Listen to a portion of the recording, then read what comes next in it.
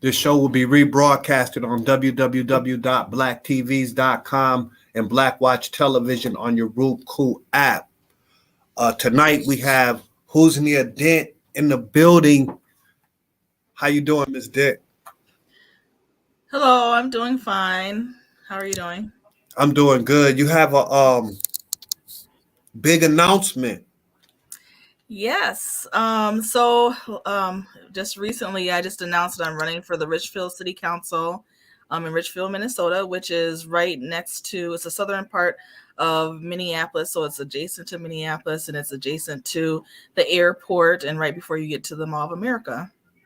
Okay.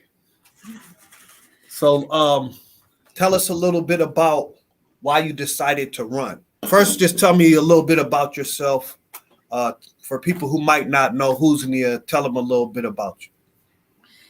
Yes. So I grew up in South Minneapolis, and I lived in Richfield for a little while or a while. I went to North Community High School, graduated from there, and then went on to Spelman College in Atlanta, Georgia. And actually, my reunion's coming up this Uh-oh. in May, so that's kind of like, um, HBCU. yes. Had a great experience there, like a background or degree in chemistry, returned to the Twin Cities area, and I got involved in the community working on different campaigns as a volunteer, like doing data entry and reaching out to voters and things like that.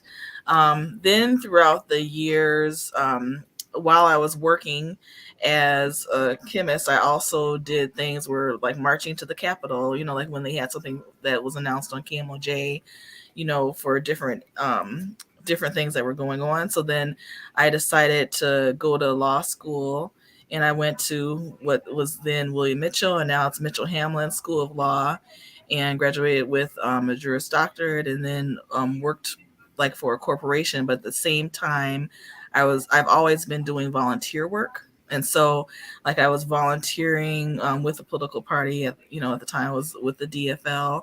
And so I became a kind of like started off as a affirmative action officer and then went on to become a vice chair of the Senate district, which is just an organizing unit, like within Minnesota, there's, let's say 40 to 50 different Senate districts. And so for this one, just helped organize people getting ready for the conventions and getting ready for voting, during when we caucused. And so then I became like the CD5 5th Congressional District Chair. Oh, And wow. yeah, and I had to organize like the convention and then fundraisers that they need to have in order to, raise money to pay for the conventions. And with that role, it touched a lot of different state representatives since the Minneapolis area it's more dense, and so there's more representatives in that area in the metro area, and help coordinate people. So like one of my tasks was at the state convention is taking the votes from everybody in our delegation. So then I'm going to have, different district chairs running back and forth and getting the votes and turning them into me. Then I would turn them into the state party. So I've always kind of like been involved on the grassroots level, helping with that. And then also like door knocking and, volunteering for campaigns. And in 2016, I became a national delegate, to the DNC. And then also at the same time, I jumped on the political campaign. And so for the last 5 months of the election, went down to North Carolina and organized rural communities. So like Mm. They gave me Warrenton, which is Warren County, included Norlina, Warren. It's along the kind of like North Carolina, Virginia border. And then I started spreading out and helping out other organizers in other areas. And Wow. so like I've done a lot of door knocking and phone banking and gathering volunteers. Um, and so then I knew, like when I returned, like I was like, I can do this. I can run for office. And so I have ran for office before. In 2020, ran for state representative, and so now I'm running for city council. For this position, I've been involved like on the transportation commission, Right. for the last like 3 years, and then also I'm on the transportation authority board with the state. And so like I've been involved because of um I've taken a variety of transportation modes, whether it's walking or biking or taking the bus, on the railway, especially like in Georgia and other areas. I've taken the MARTA down there, which is the train system. Like Mm. I have developed just different ideas and different ways that transportation can be used. And then I know that it's a gateway to jobs and opportunities for people that live in different areas, whether it's in rural areas or even like in North Minneapolis and places like that. Then they can get to the Mall of America, or they can, get downtown to work. And so transportation is vital. I know that, but then I've also been involved with the Human Rights Commission, and that's mostly been recognizing everyone that's a part of the community as a whole, instead of ignoring people and ignoring their needs. Um, so one of the things that I want to do, like every city, has a strategic plan, and for 2025 and Right. beyond. Like everyone wants to get rid of carbon emissions and things like that. But one of the things for the city that I live in, they've done a lot to the roadways. So now there's more, like, say, roundabouts, which has reduced accidents and especially fatal accidents. And so they've done that type of stuff. And then also they've had to change ordinances to allow mixed use buildings in some areas. And so they've um, have started working on building up the city, or at least revitalizing it, because it used to be like farm town, like at the beginning of the 1900s and things. But now, and then it moved into more residential, but they were widespread. And now that it's becoming more populated, more people are moving here. It's given them an opportunity to kind of like reimagine things and come up with different housing options. But then also, because I believe in equity and I believe in affordable housing, and I think it's sad that they've gotten rid of public housing, which is more affordable than affordable housing. Mm. Um, like continuing to advocate for that whoever the developer that's coming in, that they also include units that are for people that can afford them, or like that don't make as much money. So with some of this development going on, of you worked on transportation, what how do you feel about complete streets, and what would that look like in Richfield? Like complete streets. So because you're talking about like when they're including like the bike lanes and things like that. Bike Kind lanes, cars, and buses all on one street. Yes. I think it works on some streets and it doesn't work on others. What I've seen, some of the streets, let's say Portland Avenue, I think it's squeezing that street too much. Like there's a lot of streets that they've changed from 4 lanes, so 2 lanes going back and forth, to a 3-lane street. And sometimes that works and sometimes it does not, because it Mm. seems like it's making the lanes skinnier. But I do think that providing opportunities for people to bike, and we also have a lot of people that are in scooters, because we have a high population of people that are over 60 years old. And so I see a lot of people riding in scooters down the street. I think that it's good. It's good to have multiple lanes and multiple ways that people can get around. So one thing through Richfield, they had the orange line, and then the D line that just started. So one is just going off of 35W, and now there's a stop, and it's easier, for people to get from here to downtown to 46th Street, and out to Bloomington and Burnsville. I think that that's great to allow that and allow opportunities for people. And it also gives people, so like if they're walking and if there's a lot of snow and they need to walk in the street or something like that, it's giving people more room, like more wiggle room to be able to get around. Richfield is a part that's good because, and we'll come back because you have a transportation background to some other transportation issues that might be happening in issue. But Richfield is a part of Hennepin County. Hennepin County is one of the worst districts, one of the worst counties for Black Americans in the United States. Would you support something like, and we've been on panels with you, would you support something like the Minnesota Migration Act, which establishes reparations for the American descendants of chattel slavery um, in the state of Minnesota? And just what are your positions on that? Yes, yes, I would support that, and I've been on panel discussions discussing that before. I believe that, and you see it kind of like in a variety of ways, like with Native Americans and even Asian Americans. um, a lot more people are being vocal about fighting for their position and for their rights, and for having more opportunities with the state. And so I believe definitely it's overdue, for African Americans, the descendants of slavery, to be able to um, not only like reap the benefits of that, but also be able to have a place and a stake in the game and what's going on. And so, um, definitely, and of course, there's people that say, well, how are we going to trace that? And then how, in what form is it going to come in? And I've seen different cities like St. Paul, and other cities be creative on how they're going to, kind of not just paying reparations, but offering it in different ways. And I think that, like I'm in agreement with, doing that and looking into it and bringing it to the council to discuss and talk about.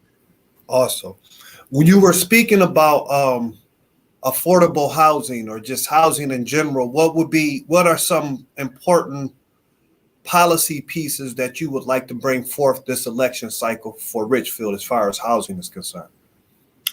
Yes, like one of the things that I mentioned, so in there's some properties in Richfield, so some of them are empty, some of them they're tearing old properties down, and so they're rebuilding things.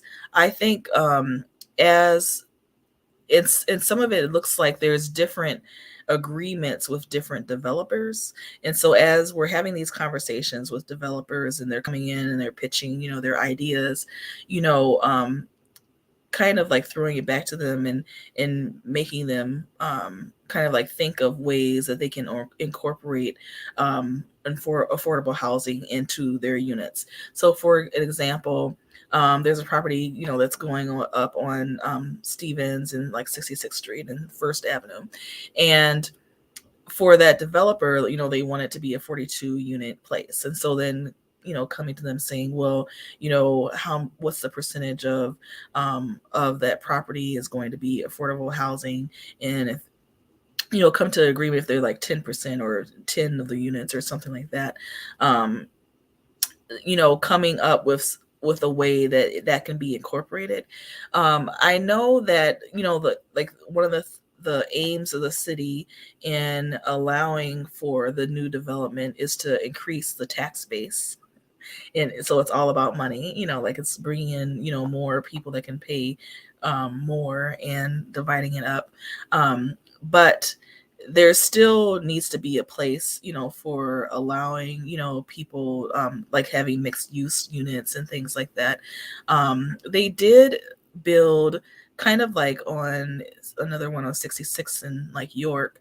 They built a building that's almost like for youth and homeless youth, and so giving people an opportunity to come live there for a couple months or 6 months, and then teaching them how to get on their feet, or how to find a job, and or go into education, to get a degree or whatever. Like they're teaching them different alternative ways to navigate through life. And then they move out, and then another like batch of people move in. So like coming up with creative ways to use the property. There's another property that's going up near like the Target off of 77th Street near Cedar Avenue. And so like having the same kind of concept, going to that developer, asking for if there's a way to either incorporate something that's, more affordable for people. We've across Hennepin County, we've seen an increase in homelessness. And, like even in Richfield, we've had a couple people sleeping under the bridge, as you come into Richfield off of 62 and like Nicollet Avenue and things like that. And so just one of the ideas that I previously had was kind of based on, and I've heard that even California has implemented this now, but like some of the empty buildings or even like the strip malls and things like that, having the owner convert a portion of those into like the small units for homeless people in order to help with the population of people that are unable to find housing. And some people are not looking for housing, but at least encouraging people to move into one of those alternative units. But that's what I would advocate for. Why do you think the homelessness is on the rise? Is it COVID or housing just becoming more unaffordable? Well, it's a number of things. So like and in Richfield, like we had kind of a conundrum where there was a property that was like a large apartment complex that was sold to a new owner, and they came in and they wanted to convert it all to like condo units.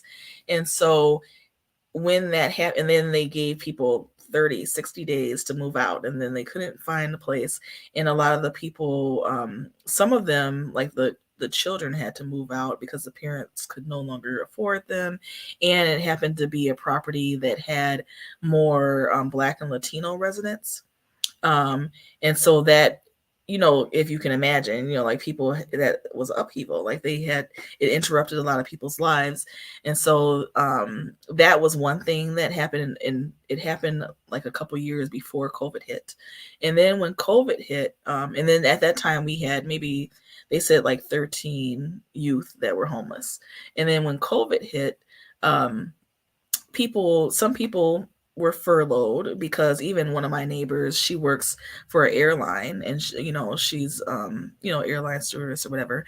And so they weren't working for a while, 6 months, almost like a year. And some people did not have savings, like, and they couldn't pay their either mortgage or their rent and things like that. And so then they had to find alternative ways, to survive. And we did have a lot of like food hubs and places where people can come, get nutrition, and things like that. And that was helpful for a lot of people, because it not only had food, but we had like Clorox wipes and, diapers and batteries and, fire extinguishers and everything that helped people live in their homes. But I think the homelessness definitely, so it was a conundrum of things. COVID hit. Some people lost their jobs. Some people were furloughed. Some people were still working and working from home. But then and then it helped a little that they didn't have to pay rent, or there was a rent stoppage or whatever. But once that started up, like some people had already spent their stimulus money, they didn't hold on to the stimulus money. And so then once it started back up, and if they were not on their feet yet, then it just exasperated. It definitely made it worse. Oh, you're a mute. Okay. While all this was happening, George Floyd happened. Yes. And we went through that. But then also there's been an uptick in, I think, so-called gun violence. With both of these two dynamics, how would you approach policing if elected to the Richfield City Council? Well, definitely public safety is, it's top of mind, especially since um, even the southern, portion of Minneapolis and even over north everywhere, a lot of the residents have complained about, not having enough police presence. So yes, we had George Floyd that happened, and that gravely changed the dynamics of the city, the state, the world. Like like everybody. Um, and so kind of so public safety is important, it's key. And I think having definitely, like, the city has been working on diversifying its police force. We have had a couple of incidents, police shootings in the city. And um what came of that was, wanting to hire more people that look like the community, and and things like that. And there's been so I would definitely continue with the trainings that people need, because we have, so, like, let's say from Richfield High School, 60% of the population is Black and Latino, and then but the 40% is Latino and 20% is Black. And so we have a larger population of immigrants and things like that. And so then um, we have had to work on even language barriers and on disabilities and on not stopping so many Black and Latino people that are driving through this, the city. And so I would continue those efforts and continue educating the police force and the police chief, because I know that they um, changed police chiefs maybe like 3 to 4 years ago. And things like that. So now they're working on the makeup of the public safety, but then also they're having more diversity trainings on equity. And, like, you've seen the chart of what's equitable and stuff like that. So I would definitely continue with those, because it seems like it's going more in a positive direction. It's not eradicating every, injustice that occurs, but it's helping. One thing that a couple people have commented, a couple of weeks ago, we had a student, at the middle, I think it was at the middle school, that was shot dead. And, and people have commented that they were happy at how swift the police were in finding the people that killed the student. I'll have to look and see what the name of the student's name is. But it was within like 5 to 6 hours they were able to find and capture the other students that, that caused it or that shot the other student. And so more residents were happy about that. So they're happy when they're catching people that are doing injustices towards other people. And then so we just have to kind of work on building trust and work on like people's perspectives of safety and how they work with the community and the police and what to use them for and things like that. So I would definitely, continue the community relation with them, and letting them know that we care about the outcomes that occurs in their office. And so, like, we want to be kind of like on the cutting edge, or at least if an issue comes up, we want to be right there, to be able to address it, to talk about it, to see what we can do, in that situation, and how we can help the community, trust the police, and the police trust the community and do the right thing. No doubt. My last question, and then we're going to have you back in about 3 weeks and ask a few more questions and just see how things are going in the progress of the campaign. Right now, what is your number one issue for the campaign, your city council campaign for Richfield? So the number one issue, they're all like very important. I mean, it's definitely education and continuing to see that move forward, working with the school board to make sure that the children are being educated properly. But I care about the outlook of the city as well. So like when it comes to let's say, with transportation and things like that, one of the things that we're working on, definitely there's 494, they're about to start construction of that, and that's going to be a major problem issue. Like they're gonna have to do a lot of redirecting of traffic. But there's a couple of other projects that are going on around the middle school. So like they're going to be like redeveloping the street because they know that they've seen on any day 40 to 50 students walking back and forth from their homes that live in that area um, to the school. And so like making it more safe, so safety for children, and ensuring that we update the city and move forward for the children, because the children are our future. And even though we want things ready and developed for ourselves, like we know that that since they're going to carry the torch in the future, I want them to be ready. And so, in last two kind of questions, um this is a multifaceted question. With the building of 494, we know about 35W and 94, and how 94 kind of displaced the residents of Rondo. So the city of St. Paul is actually apologizing for that right now, and how it destroyed some of the black businesses, some of the black home ownerships.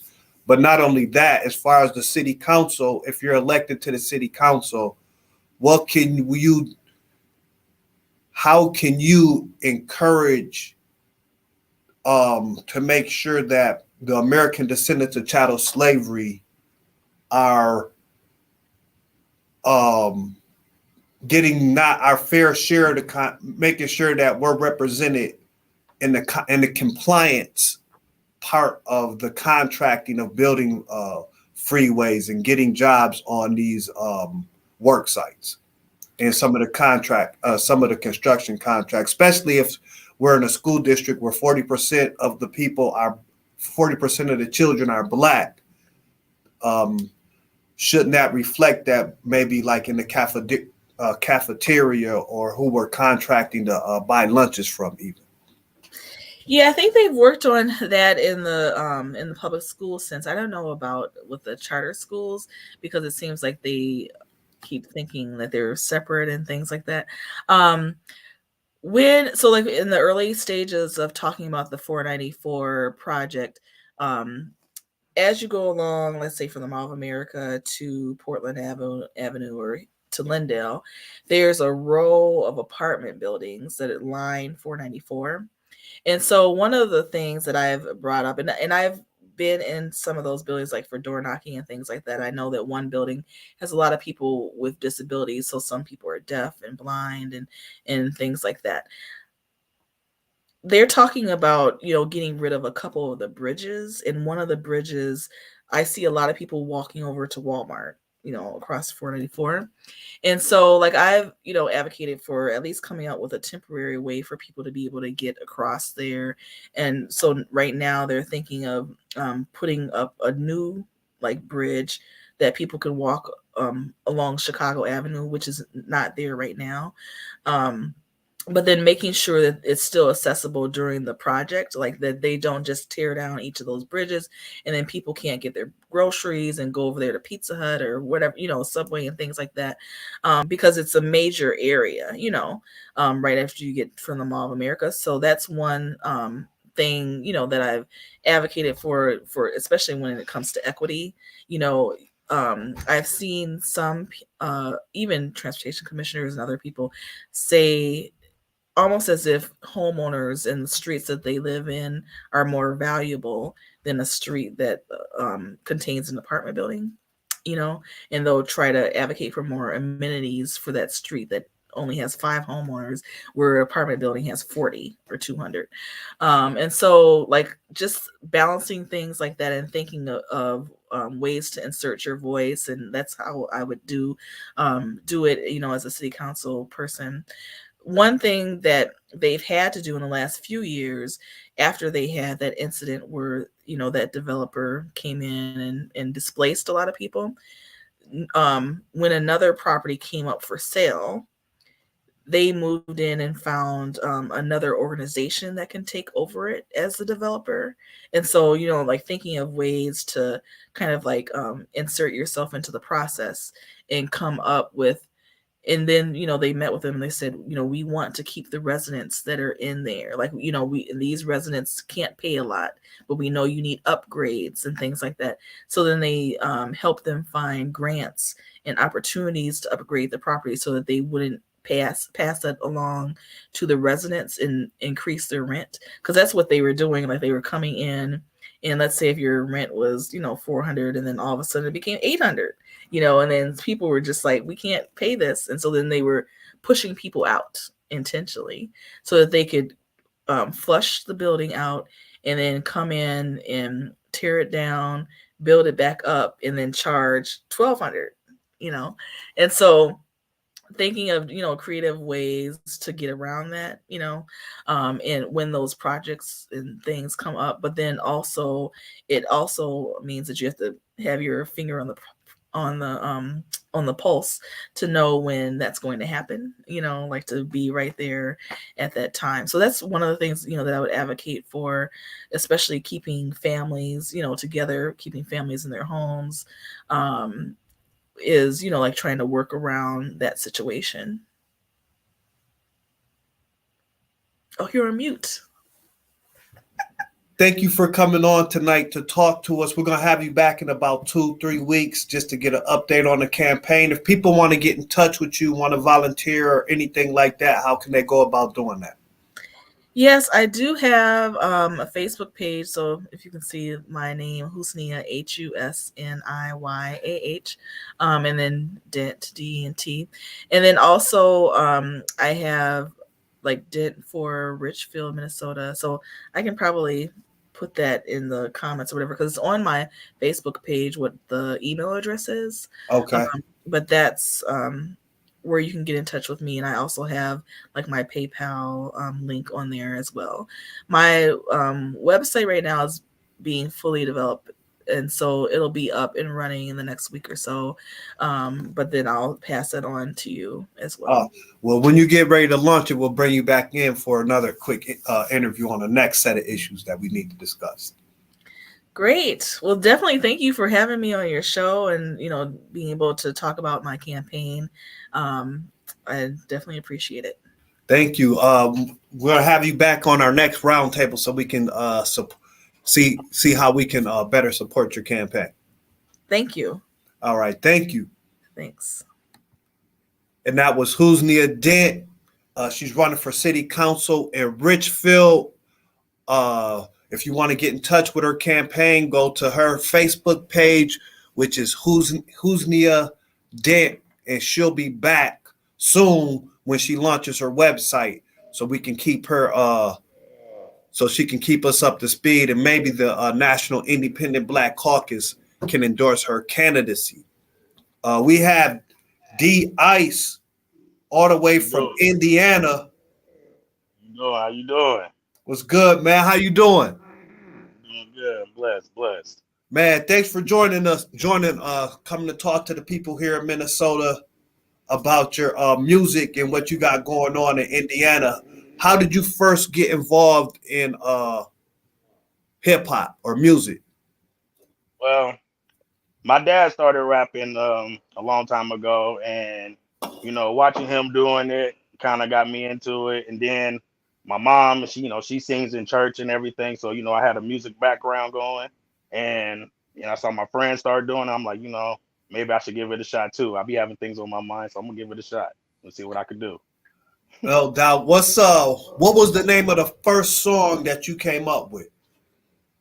Man, I did a song with my buddy Shamel, and his name is Mello. We did a song called Celebration, and it was just this little track we was just playing with, and actually people started liking it, and they was like, hey man, we hear y'all and we think y'all should do something with that. And he told me that he think that I should try something solo and everything a little bit, so I tried it out, and now I'm here. I'm doing it. No doubt. What's the name of the current project you're working on right now? I'm calling it facts. So like I just want to talk about things that's real, that's going on out here. Just how I feel about, little moods and things I be in, or I see people in. I know there's people that can relate to. I don't really try to do all the extra violent stuff, but I just talk about what's really going on. And I just No like to doubt. have fun too. Who's the production team? Who's some of the people you're working with that's making the beats and the tracks and stuff like that? I got a guy named No Trace. His name is David Mitchell. Check him out. I got another guy called Spank on the Beats. He does it too. And I got another inspiration guy. His name is DJ Hog. He been pushing me and stuff to do it, and he got me influenced too, doing a lot of things too. That's what's up. So this next track that we're talking about, All of Me, what prompted you to write that? So it's a little thing. I just like see things going on in life, and then I had a little situation going on in my life too. And instead of me like getting all arguing with her and everything, doing so much, I was like, you know what? Instead of just holding on to all that emotion, how about just make a song and just let it be known how I really feel, and it's just like a message for anybody just to hear, you go through some things, and some people just can't handle all of you, so this is what it is. No doubt. Do you got any shows or anything coming up that you want people to be aware of, or any? Yeah, if anybody's in Indiana looking around, I'm gonna be in Marion, Indiana on Thursday, at the Wayland Inn at Wayland's Bar and Grill. I'll be there on Thursday. I do it every 2 weeks there, and then I just meet up with different promoters and stuff, and I just do different shows, and it's just a toss up with me. I'm just calling and going around. All right, so we're just gonna play a quick, maybe like half of this All of Me real quick, and then we can come back and you can just tell us about it, the process, where you recorded it at, all that good stuff. Okay. This is All of Me. Hey, you want to introduce this real quick? Yeah, this is a song called All of Me by D Ice. Come check me out and you're gonna like it. I know something different. That's what I like about it. You did. Uh-huh. Hey, this some real shit here.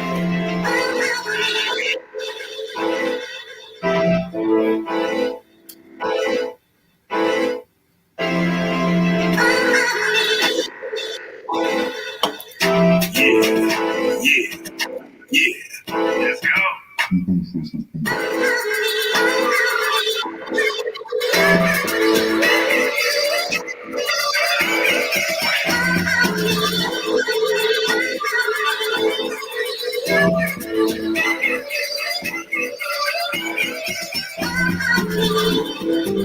Is you feeling that? Is you with that? I don't think so. Can you dig that? I don't think you can handle. Cause I'm watching the things that you do. Going around my house looking for some clues. Trying to see if I'm cheating on you. To be honest, baby girl, yeah, you got me confused. What the fuck did I do to you? Man, I'm really about to spaz on you. Man, fuck, I ain't wasting no time, baby girl. Be honest, I'm through with you. Cause honestly, it's plain to see that you don't even believe in me. Same time, you don't trust in me. And honestly, I don't think you can handle. Yeah.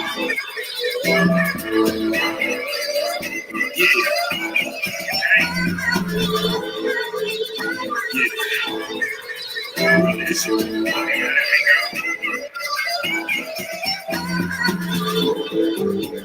feeling that? Is you with that? I don't think so. And you dig that? I don't think you can handle. Cause you're looking at me as a liar instead of looking at me as a provider. Baby girl, what you need, I can supply you. I just really wanna get you higher. Be your king, you ain't gotta call me sire. I just wanna lay here right beside you. Honestly, I just wanna be inside you. But honestly, it's plain to see that you don't even believe in me.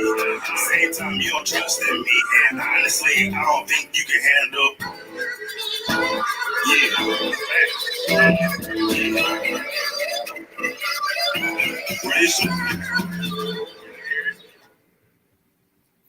Yeah. No doubt. And that was all of me. Hey, tell them who that was real quick. That was all of me. It's just, that's from D Ice. It's just a little experience I went through in life, and I just wanted to make it real, just bring it on out, and, just see who can relate to it. You know what I mean? You No don't have to doubt. be just shot at. You don't have to be shot at women, and women can say it towards the men too. Hey, I don't think you can handle me. You know what I'm saying? I just feel like don't waste your time if you ain't got to. And that's exact man. You got to talk to them. Sometimes brothers got to let them know what's on our mind too. Right. Yes, So sir. this is for the upcoming album Facts, right? Yes, sir. I'm gonna call it facts. Yep. Okay. Do you have any of this on sale yet? You got a website up or you got Yeah, you can. I got an IG, so it's D_I765, and if you go there, you'll see a link for my Spotify where I got songs out coming out right now on Spotify, on YouTube and everything. You'll find me. I'm okay? bringing So them out now. before we let you go, let everybody know one more time where they can find you, where they can pick up all of me. Okay, you go to D_I765. Click on the link on there. You'll see my Spotify, and it'll be right there. And if you want to go on YouTube, type in D Ice, all of me, and it'll be right there, and you'll see everything you need. When you dropping the video, man? I'm working on that right now, but I'm gonna give it to y'all real soon. And when I do, I'm gonna call you and I'm gonna let you know so we can Call play me it. so we can debut that right here Yes, and sir. get it popping real quick. Yes, sir. I got you. I definitely will. No doubt. So Appreciate it. keep me posted. This program will be rebroadcasted on www.blacktvs.com. You'll be able to listen to music from D-Ice and others there also. Is Black Watch Television on your Roku app. Thanks again, D-Ice. When you got that video ready, hit me up so we can bring you back and talk about that. Thank you. 765 Wiley World USA. We here. Thank you. You Appreciate did. that. All right, peace. And that was D-Ice down there in Indiana. He got a new track out called All of Me from his upcoming album Facts. We'll be hearing more from him and the people down there in Indiana. We're networking nationwide. You also heard from Husniyah Dent. She's running for city council in Richfield. You can go to her Facebook page, Husniyah Dent. That's HSNIYAHDNNT. If you want to connect with her for an interview or get involved with her campaign. I want to thank you all on Facebook for tuning in to another edition of the Trahern Crews show right here on 94.1 FM, Frogtown Tuned In Radio. To my listening audience on Frogtown, we're going to jump into some more music. Keep it locked right here. Remember, this program is being rebroadcasted on Black Watch Television on your Roku app and www.blacktvs.com on www.blacktvs.com. All right. Have a prosperous week. Peace.